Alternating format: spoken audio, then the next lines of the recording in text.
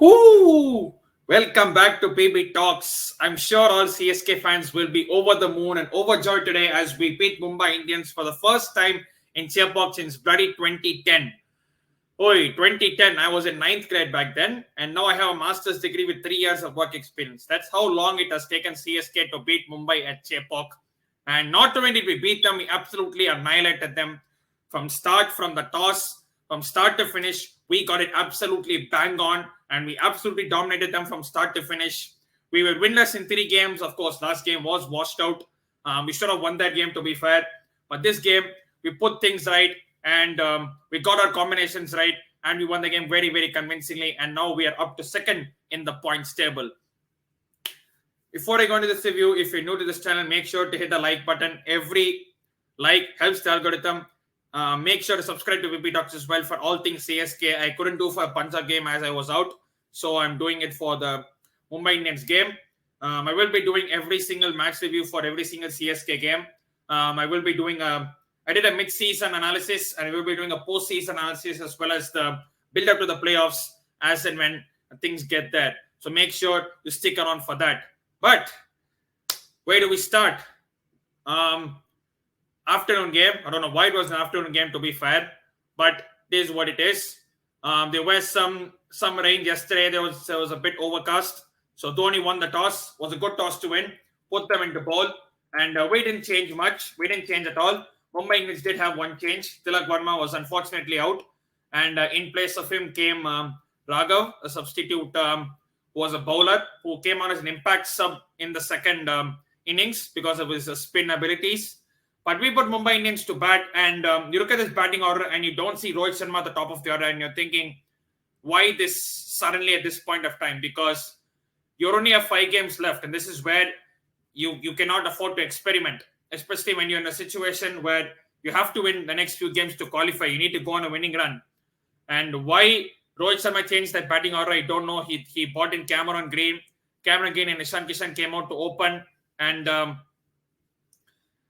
they didn't really get going, to be fair. First over, yes, they got 2 fours, but after that, really never got going. And if you see the way the Mumbai Indians batted, you would think that they were batting on a Wankhede strip.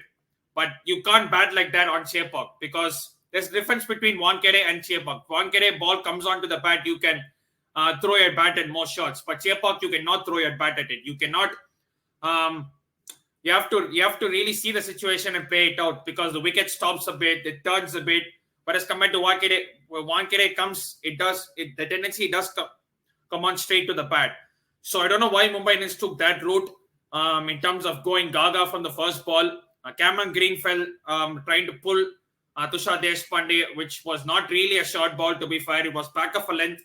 But Tushar Deshpande stuck to his guns, ball straight, hit the top of off stump. That was a brilliant ball.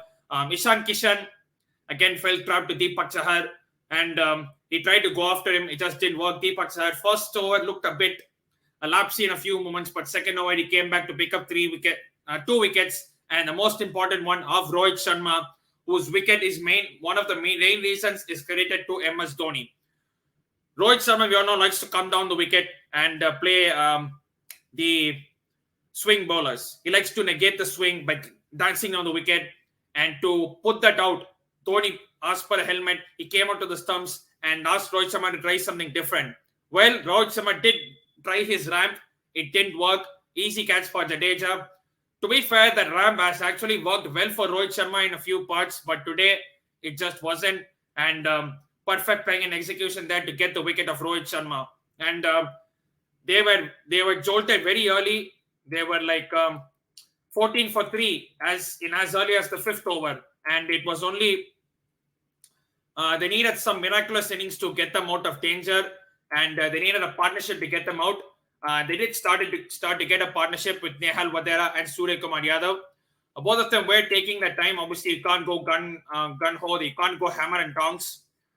They did get in a good 50 partnership. You see that when Surya's wicket fell, they got a good 50 partnership of around 7.5 overs.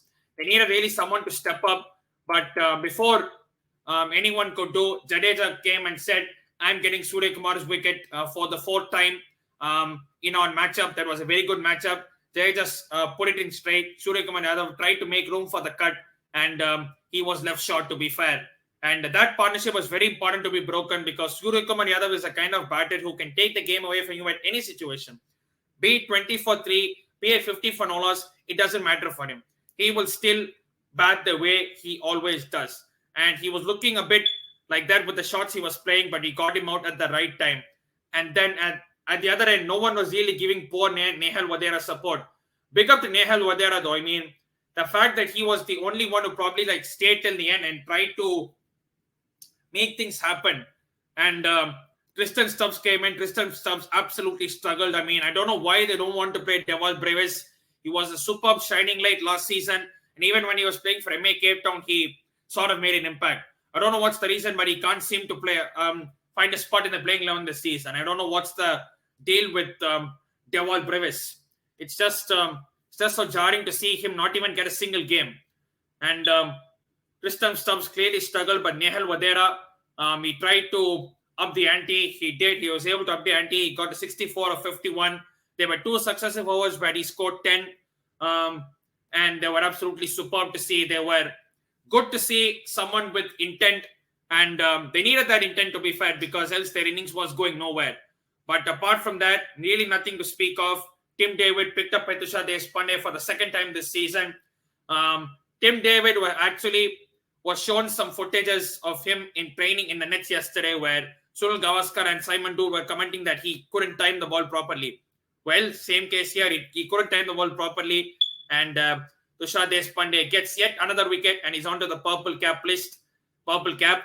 And he could have had Arshad Khan next ball, but Shivam Dube dropped a very, very easy catch. That could have been 2 in a row. And we could have restricted them to even a lesser score. But let's pick up this guy, Matheesha Pathirana.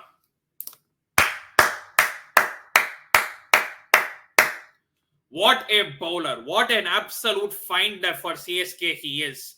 I mean, he was absolutely brilliant today. He didn't concede a single boundary in his 4 overs. Let me repeat. Matheesha Pathirana did not concede a single boundary in his 4 overs. He picked up the crucial wicket of Nehal Vadera. Nehal Vadera was trying to move around in his crease, but Pathirana was like, I'll just stick to my guns. I'll bowl the straight Yorker, and he caught him behind his legs. He got Tristan Stubbs out caught as well with a slower delivery. Very good catch by Jadeja. Arshad Khan also, he got out as well. And maybe he could have had a wicket in the last ball, but Piyush Chawla hit one up in the end. Moeen Ali could have dived. But saying that, it was a fantastic bowling performance. We got them at 139 for 8.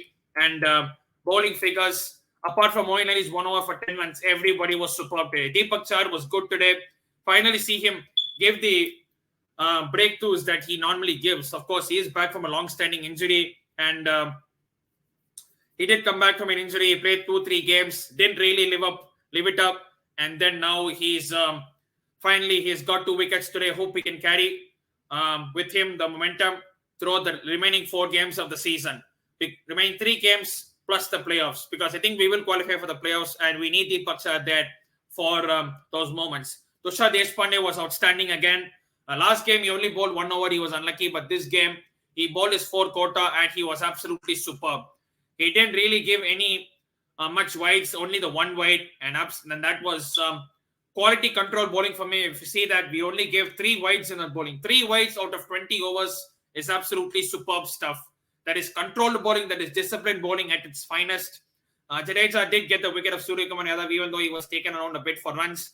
Theekshana did fairly well, 4 overs for 28. And then the star of the show, who was eventually the man of the match, Matheesha Pathirana, 4 overs, 3 for 15. Not a single boundary, not a single wide, not a single no ball. And he has been absolutely superb this season. Rajasthan Royals game, I still think he was very, very unlucky. Last Punjab game, I think he should have bowled his Yorker instead of trying for the slower delivery. But this time, he stuck to his guns and he was absolutely brilliant. Look at that again. 3 for 15 in 4 overs for someone who is coming at the back end of the innings. And he's bowling mainly in the death overs. Like in 2021, if you remember, Dhoni used Bravo especially for that. Dhoni would use Bravo only after the 10th over. Unless and until he needs a wicket desperately in the first 10 overs. He does not bring on Bravo till the very end. And that is what he's using Matheesha Pathirana for.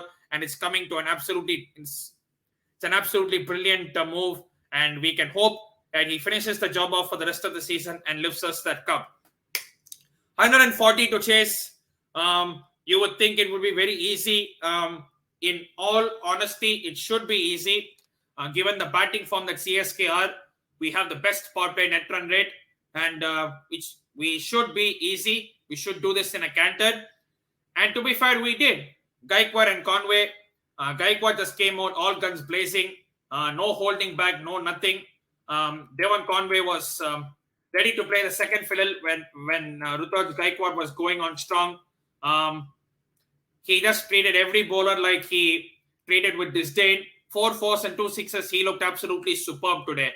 Devon Conway didn't look his usual best, but he was playing second fiddle, and for the situation we had, we didn't really need to go all guns blazing, and he played his part. Rahane played well until he got done in by a beautiful one by Piyush Chawla.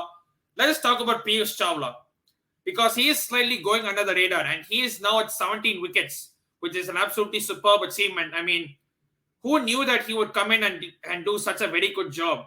I mean, we were all thinking, okay, he's pretty much a second fiddle option, but now he's turning into one of their main options, and in a spin track like Chepauk, he comes in really handy. It was just a shame that he didn't have many runs to defend, because in the power play, CSK scored 55, and when you're defending 140 and the opposition scored 55 in the power play, the game's done and dusted. It's only a question of when and not if. And Piyush Chawla did well to control. The newbie Raghav came in and did fairly well, to be fair. Let's give him some credit on his debut. He did bowl really well. He was disciplined in his line and length, didn't give too much room to the batters. But Ambati Rayudu came in, really didn't look comfortable again. Let me know in the comments, is it time to drop Ambati Rayudu and try someone like Senapati or Nishant Sidhu? I honestly think I don't want to try it at this point, because we are in the last 4 games, but Ambati Rayudu really has to step up. Shivam Dube doing Shivam Dube things. 26 runs, out of which he hit 3 sixes. MS Dhoni just came in for the coronation, and he just came in to finish up the job, and he did. And we march on to yet another win. 17.4 overs, and we did them in an absolute canter. It is the first time ever in the IPL that we have beaten Mumbai Indians at the Wankhede and at the Chepauk in the very same season. It's the first time we have done the double home and away in terms of like Wankhede and Chepauk in the same season. We have beaten them more than a couple of times in the season. We did beat them in 2014, but that was not in Chepauk and Wankhede. We did beat them at the Wankhede, but the other one we beat them in Dubai when the first leg was held in the middle in the UAE. But this time, home and away, we have beaten them for the first time, and we go on. Finally, it's good to taste the win after 3 games. Rajasthan and Punjab, we lost, and of course, Lucknow, it was rained out, but it was very good to see the win. And the points table will also make a very good impression. Now we are up to second. Of course, the run rate will take a very good climb. We do have a very healthy net run rate. You see there the table, it will clearly show. Let's go to the points table real quick before we wrap this up. Of course, we are in second. Pretty healthy net run rate, to be fair. 11 games at 13 points. Gujarat Titans, they are. I think it's best if they pull away at the top and leave it for others to fight it out. Lucknow on third. They play the Gujarat Titans tomorrow. Rajasthan on fourth, 10 games, 10 points. Royal Challengers Bangalore, 9 games, 10 points. They are playing Delhi Capitals as we speak. So if they win, they could come third, which would be very, very interesting to see. Mumbai Indians, Punjab Kings on 10 points each and 10 games played. They really need to win their last 4 games to stand a chance. Kolkata as well. Net run rate could be a major factor. And Sunrisers Hyderabad and Delhi Capitals, to be fair, even if they win their 5 games, of course, you can't say that all teams will win all their games because they play each other. And of course, there will be some crucial 4-pointers in between. And by 4-pointer, I mean when 2 teams are very close on points, like 1 point difference, when we play each other, not only do we win to 2 points, but we essentially take the 2 points out of them, essentially hurting their chances of qualification. And that is what we did to Mumbai Indians today. It was a crucial 4-pointer today. We had to win. And we did finally get the win. We finally beat them at Chepauk in the first time in 7 attempts, because they had won 6 in a row, 5 in the IPL and 1 in the Champions League T20 in 2011, if you all would remember the old school days of the Champions League. And man of the match, Matheesha Pathirana, as expected. He has been superb, and I hope we continue the same way. First, this is the first of 3 home games in a row. We next play Delhi Capitals on the 10th. We play Kolkata Knight Riders on the 14th before we close out against Delhi Capitals away on the 20th. That is our 3 games remaining, and hope we can make the most of that and finish in the top 2 so that we give ourselves the best chance to get into the final. And happy days. Worth waking up at 5 a.m. to watch this. Absolutely worth it. We won in a canter, and I can't wait for the rest of the season to unfold. Of course, not just the CSK games, the other games as well, because the race to the top 4, this is where it heats up, because pressure definitely bursts pipes. Which team can hold the nerve under pressure remains to be seen. And that's about the end of my review. If you're new to this channel, if you like this, make sure to leave a thumbs up. Make sure to like this stream video. Every like does help the algorithm. And make sure to subscribe to PB Talks as well for every single CSK content like this. I will be doing content for Chelsea women as well. Of course, Indian football as well. I will be doing lots more content. So make sure to stay tuned for the channel. As I keep saying at the end of every single video, make sure to stay safe and wash them hands. And I'll see you all in another video. And this is me, PB Talks, signing out.